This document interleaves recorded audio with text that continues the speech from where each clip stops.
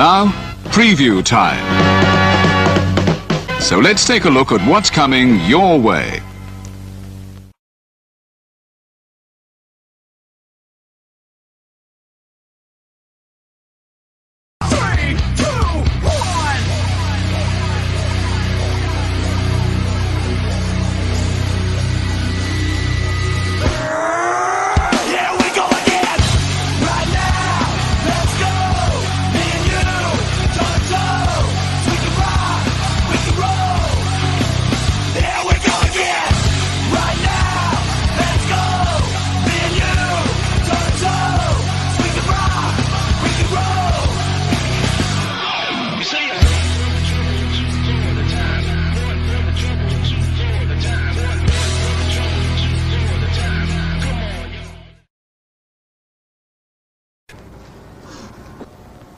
Hello, I'm John Waters, and I'm supposed to announce there is no smoking in this theater, which I think is one of the most ridiculous things I've ever heard of in my life. How can anyone sit through a length of a film, and especially a European film, and not have a cigarette?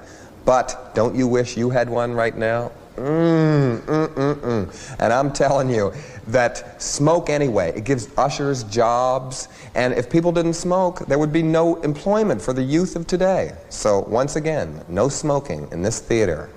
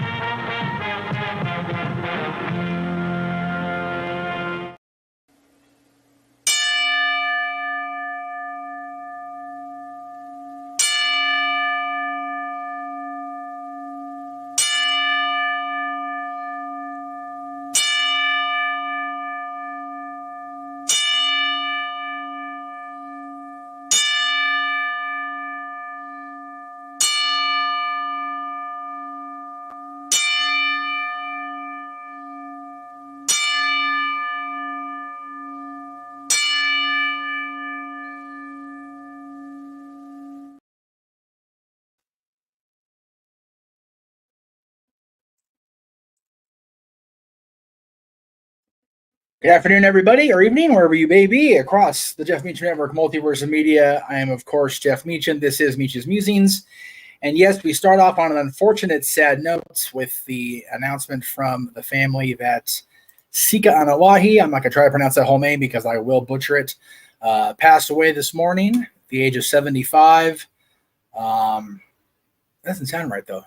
I take that back. He was not 75. He was 79. So I apologize for that mistake there, Sika. Of course, the father of Roman Reigns, the one of the Wild Samoans back in the 70s and 80s, of course, a highly influential member of the WWE family. Of course, his family continues on in the bloodline, and we will see them in an acknowledgement ceremony this Friday inside Madison Square Garden. As part of Friday Night SmackDown, and that is coming up as the lead-in to Forbidden Door for AEW's side of things. So lots of stuff happening within WWE, within TNA, within AEW, and of course here in the multiverse. Hope everybody's having a good Tuesday. I do apologize if I got a little Marty McFly thing going here. I am working with a new camera. Just trying to get the bugs out as I do, but at least I'm not blah, blah, blah, blah, blah, blah on the audio. So that's always good, right? Again, I hope everybody's having a good Tuesday. It's been a much more tranquilo type of week so far within the Meach family and across the multiverse. And yes, Matthew's here. Good to see Matthew. I spoke with JJ before we went on the air, but of course, JJ throwing up the acknowledgement for Sika. Will we see the return of Roman Reigns this Friday? I had been talking about it beforehand with this bloodline acknowledgement ceremony scheduled for the Garden on Friday in SmackDown. Is it too soon? Even now, with Roman having been gone since WrestleMania, does Sika's passing throw that proverbial wrench in the works? If it was in the works, I suppose we can only wait until Friday night. But I think with what happened last week with Jacob Fatu's arrival finally taking place, and with the reluctance of Paul Heyman, I almost said Paul Bear, thinking about Percy today a lot. Had a lot of conversations about Percy today. Will we see Roman Reigns? We shall see. But yes, JJ bringing up a happy topic for yours truly. Congratulations to the Florida Panthers. They are the 2024 Stanley Cup champions. So excited for everybody involved with that franchise. There's a lot of really cool people involved that have been with Florida from the beginning. This is their 30th year, their 30th season due to the lockout in 06-07. So their 30th anniversary and their 30th season are one and the same. Pretty cool. Usually, 30th anniversary is supposed to, the year after the 30th year. That's why WrestleMania is always so confusing for some folks. But I know that everybody's talking about the championship win for Florida, 30 years in the making. You've got a lot of quality talent. The general manager was so excited. So the coach was unbelievably overwhelmed. You could see on his face. He was in the middle of an interview with the ABC and stopped, held the cup up, closed his eyes, let out a big scream of joy. Definitely some naughty words that ABC had to pick up. Well, Florida, the state of Florida is multi-time champions, yes, but this is the first time the Florida Panthers have actually won the cup. 30 years. Tampa Bay now, of course, has a couple. So very cool. The list grows shorter and shorter of teams that have yet to win the Stanley Cup championship. And to everybody that watches our show north of the border in Canada, this one's for you. I say it with lightheartedness, but the curse that Montreal brought on all of you by screwing the Kings out of the Stanley Cup in '93 continues on. So, neener, ha, ha, ha.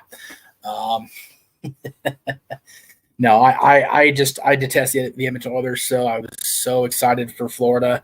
And I fully admit that I was more excited and more joyful over Edmonton losing than I was over Florida winning. If that makes me a bad fan, that makes me a bad person, then I will acknowledge that. So there you go. And yes, the Sharks still don't have a Stanley Cup, so that's always good. If they can remain cupless the rest of their existence, I'll be okay with that. Again, San Jose Sharks still haven't won. Buffalo Sabres, Vancouver Canucks, another Canadian team that hasn't won it. The Winnipeg Jets / Phoenix Coyotes / Arizona Coyotes / Utah Hockey Club have not won a Stanley Cup. From what I understand, they're going to completely start the franchise anew, but I'm going with that for now. The current Winnipeg Jets don't have a Stanley Cup. The Minnesota Wild don't have a Stanley Cup. Trying to think who else off the top. Obviously, Seattle doesn't have one.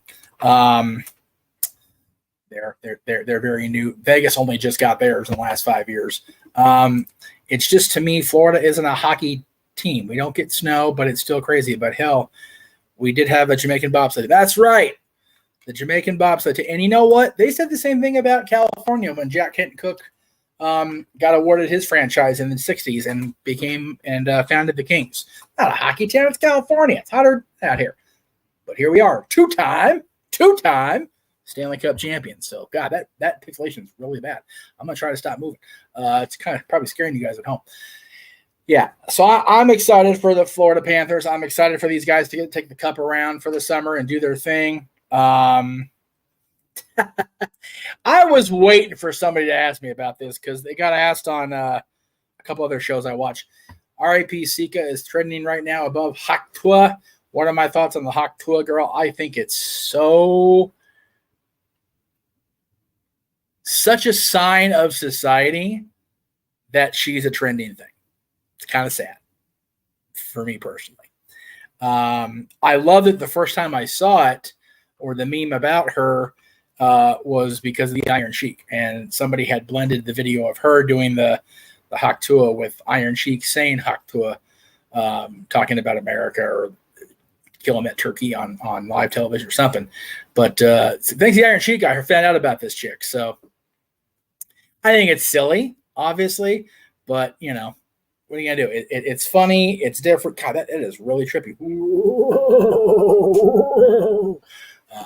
Anyway, squirrel, ADHD. I think it's funny, you know. Right? Yeah.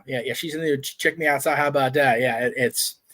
There will always be a random crazy woman trending on social media. There you go. So let's talk about what's going on this week. It was announced yesterday, I believe it was, that this coming year, 2025's Royal Rumble, as well as a future WrestleMania, as well as a future SummerSlam, will be emanating from Indianapolis, Indiana. Lucas Oil Stadium will be the site of the Royal Rumble. So we now have our Road to WrestleMania path dates. February 1st through April 19th will be the official Road to WrestleMania. So there you go. Something like just shy of 80 days or whatever it is. So we will have all kinds of content for you guys as we lead up to WrestleMania 41, of course, the Royal Rumble, of course, our WrestleMania karaoke the week before WrestleMania, all of our prediction shows, all of our watch-alongs, coverage of both nights, some of us there live. It's going to be a grand adventure for the Multiverse of Media, and I'm looking forward to everything as we hit from Royal Rumble to now. Now, did Hunter or did the press release say that SummerSlam in Indianapolis would be a 2-day situation? I didn't see that. I probably missed it. Very likely I did miss it. But I will.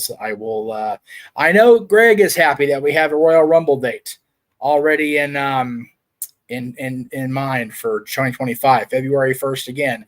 The first time the Rumble is not going to be in January, which I think is an interesting stat.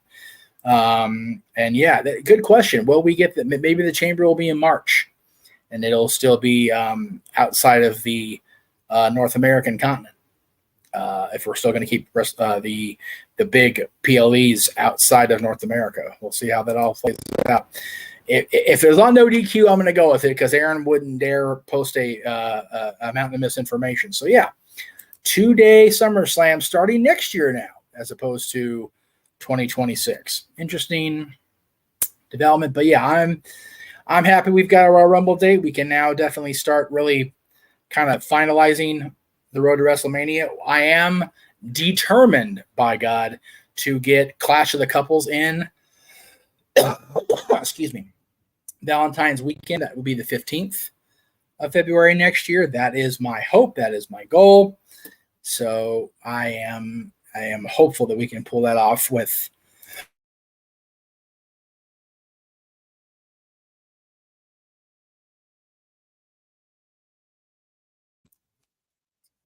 some of the various couples within the Multiverse of Media. I'm thinking, and this is just right now off the top of my head, kind of a little bit last night in my head as I was trying to get this cough to go away and go to sleep, which has been damn it. Sorry, guys. Been an adventure. Anyway, I'm thinking I want to have like levels of oh, son of a bitch. That's enough, damn it. Anyway. So the plan would be to get a longer term couple, kind of a 5 years behind them couple and a 5 years behind them couple. So like 5, 10, 15. I know the Cherries are going to be approaching 14 years married when we hit February next year. So it's just a matter of finding a 10-year couple, which I believe is my sister and brother-in-law. Have to look and see if they're willing to do it. And then 5-year together couple. So we'll see. We'll see what happens. But either way, Royal Rumble February 1st, WrestleMania April 19th and 20th. So that's where we're at. Last night on Raw, I have to give major love to Taylor Rotunda doing the interview, Mick Foley style. Bo Dallas being, interviewed by Uncle Howdy. I thought that was a wonderful presentation, very creepy. I had my brother text me he's going to have nightmares now because of what he saw on Monday Night Raw. So I thought that was a pretty cool thing that we actually had, interaction with the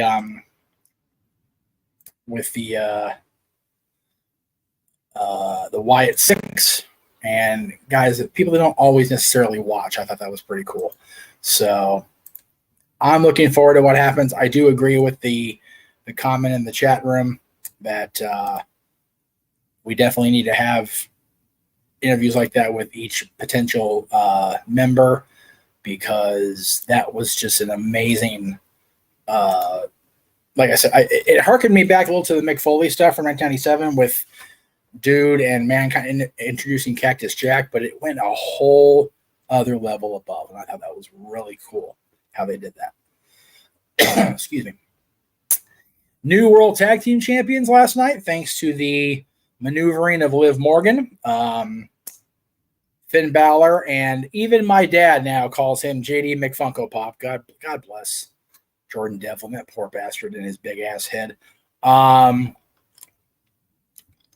did see that we saw Alexa Bliss. So again, maybe the return of the pint-sized devil is at hand. I'd like to think that her and Nikki can coexist as part of this Wyatt Six stuff. Again, it's so unique. I love the delivery of the VHS. I love the layout of the video that looked like an old worn-out VHS. Just everything about last night's continuation of the Wyatt stuff really caught my eye, really intrigued me. I love it how there are people within the groups I inhabit and the rooms I help moderate or whatever. We get them in person. Let's get video pack. It's like, dude, it's week 2. Like, shut the hell up and let it be. In fact, the person I'm, shitting on here was the person that encouraged us to let everything play out. It's literally week 2. Let it play out. Why are we rushing? Why? We've waited so long for this to get going on television. You need to let it play out the way it needs to play out and not just want your big giant moment all at once, dude. Savor it. Let it simmer on the pot. Let it on the stovetop, man. Don't let it all just explode and that's it. That's all we get. No. We found out Braun Strowman's going to challenge Sami Zayn to the Intercontinental Championship. Don't know if it means Braun wins. I don't know how I feel about it. I don't know if it's too soon for Braun Breaker or if it's too soon for Sami to lose. I mean, that's the thing with following up a long championship reign, like Gunther's, like Roman Reigns' WWE Championship reign. It's like, man, once it's over, people just, don't know what to do with themselves when they have a less lengthy run. It's like, when does it end? It's like, I like Breaker.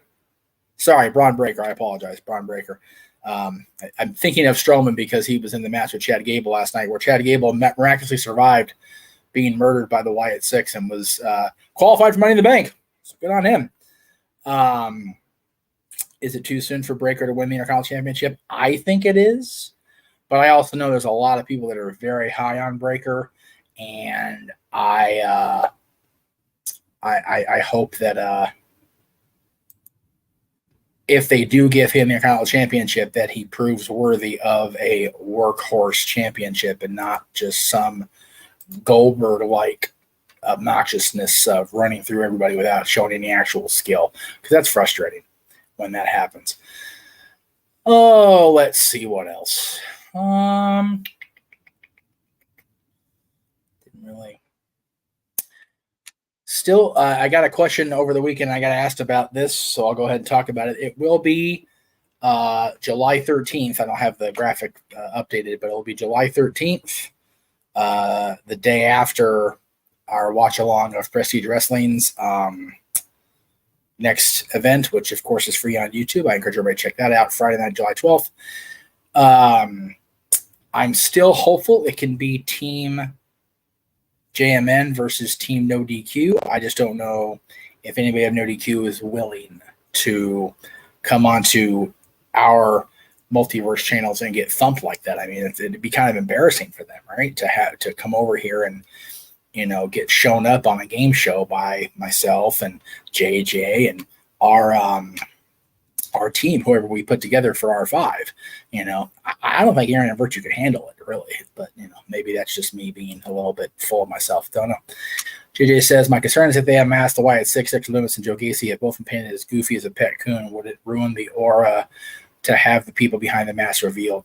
I counter that by saying how goofy they painted Bo Dallas. And yes, his brother died. It's different. But the character of Bo Dallas was definitely very poorly booked before he was released. So,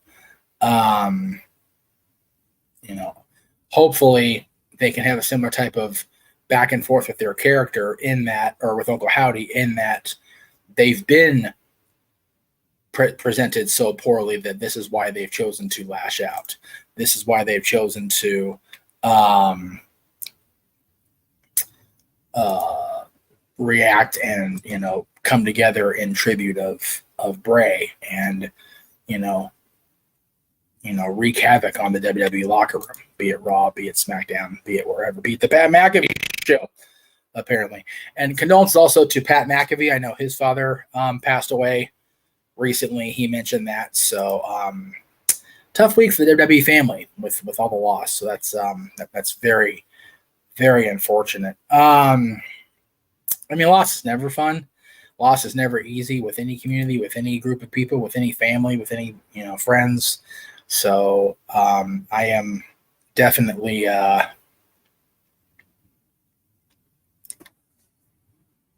hope that everybody can push through. So getting back to the Wyatts, I don't think they're going to perform in the ring as themselves. I think we're still going to see Dexter, however they can pull it off, compete as, the Buzzard, have Joe Gacy compete as his character. I don't think we're going to see Dexter compete as Dexter or Gacy compete as Gacy during this Wyatt 6 presentation. I just think that an interview, and even if it's just Uncle Howdy doing the interviews, because you don't want the Buzzard necessarily talking to the other guys talking, even Nikki. I think if you have Uncle Howdy be the one that is manipulating the situation, he's the one talking to Nicole and talking to Dexter and talking to Joe and talking to Lexi when we see her. I think that's the much better way to go, personally. And talking to Redbeard, Eric Rowan also. I think it should be Uncle Howdy getting inside each of their heads as themselves, but still having the out front presentation be the characters we've seen on Raw now and on the Pat McAfee show. That's what I would do. Keep Uncle Howdy as the constant manipulation, the manipulator, rather. That's how I would do it, kids, but that's just me. So, as I mentioned, there's a lot going on in wrestling. There's a lot going on these channels all week long. If you missed Stapleaway Sports Bar yesterday, please go back and check it out. It was the lead-in to Mikey's coverage of Game 7 of the Stanley Cup, which he did a masterful job again. I popped in very briefly to congratulate Florida, to shit on the Oilers a little bit more, and to congratulate Mikey for his call, another championship call for Stapleaway. So very cool. Please go back and watch that if you have not yet had the opportunity. Tomorrow, of course, we're doing Meach Musings right now. Tomorrow, the Greg Cherry Show will be live. Well, we may talk a little bit more Forbidden Door, but let's be real. We're going to be talking about Jack of all trades. I need to get rid of the WTC. I apologize that we're not calling WTC anymore, but we are going to be talking about Jack of all trades, which, of course, will be this Thursday at 7 Eastern, 4 Pacific. Chris Cass defends the Joke Championship against myself, against Matty Laws, and against a newcomer to the Greg Cherry brand and the Multiverse of Media, one Maven Huffman, formerly of WWE Tough Enough, former WWE Hardcore Champion, current YouTube sensation, for lack of a better term. That'll be on Thursday. Friday, we hit you with a double shot. First of all, at 2 p.m. Pacific, 5 p.m. Eastern, the Dads and Always Wrestling will be live with our own booking for Forbidden Door. That's, of course, as I said, on Friday. Not immediately followed, but pretty close to it at 8 p.m. Eastern, 5 Pacific, with the Simple Man and JJ host, as well as my channel hosting Simply Predicting for this Sunday's Forbidden Door show. Again, that's all coming up at 8 o'clock Eastern, 5 Pacific on Friday. Saturday, of course, we'll be live with Open Mic Night, as we do. And then Sunday, Forbidden Door, our coverage will begin at 7 p.m. Eastern, 4 Pacific, across the Multiverse of Media. And again, Saturday Skirmish, if the WQ team bothers to show up. Again, I don't have faith that they'll want to come on, somewhere else and get humiliated, but we'll see how it goes. That'll be in July. And then, as I said, I'll be attending the Nikki and Brie Show, the Mom's Gone Wild tour, as they hit the Bourbon Room on Thursday night, with the Lawrence brothers as their special guests. So that's going to be a hell of a fun night. I am just looking forward to seeing my friends Nicole and Brie after a while, and meeting the Lawrence brothers is going to be awesome. Very, very cool. Yes, and our Forbidden Door booking is going to be open to all companies. I have made the decision to book it the way I did it, as I mentioned on Saturday, but JJ and I will be doing our own version of the booking, and with each having our own unique match card. It won't be a joint list. And the question is, will we be trolling Maven with this other thing? That is a Greg Cherry question that you are more than happy to ask him tomorrow during the Greg Cherry show. I'm not trolling anybody. Just, Maven thinks he's going to come on to, our Multiverse of Media and the Greg Cherry brand and, try to, wrestle the joke championship from Chris, ahead of me and Maddie. That's not going to happen. Like, we're going to punk that dude out. It's going to be a thing. We're going to show him that, he may have been tough enough to earn a WWF contract, but he's not tough enough to come on to, within my Multiverse of Media and beat me for any damn thing. It's not going to happen. I'm going to be amongst, friends. I'm going to be down in Hollywood doing the Bourbon Room thing. I'll be all the way live Thursday. I'll tell you what. And, Maven thinks he can come on and do his thing. If the WQ team thinks they can come on, a Family Feud type show and do their thing, everybody's welcome to come into the Multiverse of Media and get their ass whooped. Like, I'm fine with that. The more the merrier, as far as I'm concerned, with kicking people's butt. That is always a delightful opportunity for me and the JMN Multiverse of Media. Like, everybody's welcome to come get their butts kicked. Please, I encourage it. I really do. So yeah, that's where we're at. But again, I appreciate everybody that's here. We've got all outlets open watching, so I think that's super cool. We have a lot of great stuff coming up the rest of this week. We've got a stacked July. I have something for every day on my channel. Stuff you guys haven't seen before, or long since archived footage, so it's going to be fun.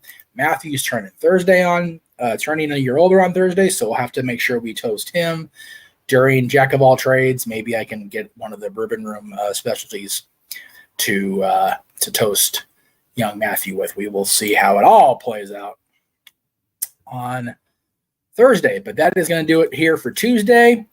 I'm under the bright lights. I got the studio back behind me, so life is good, but it's hotter, and it really is hot because it's summertime here in Southern California. So I'm going to sign off and say good night from Southern California, from Santa Clarita. And when we get to our Rumble, we'll be celebrating Emmanuel's birthday. So all the celebrations will be taking place, and it all starts tomorrow on the Greg Cherry Show, and then, of course, Thursday with Jack of All Trades and my visit to the Bourbon Room to see Nikki and Brie. Until then, this is the Meach. What happened? I'm getting dinged. I'm getting constructed. I'm going to sign off and answer that. Talk to y'all later. The Jeff Meacham Network's Multiverse of Media. For over 15 years, the recognized symbol of excellence and the standard bearer in coverage of sports and entertainment.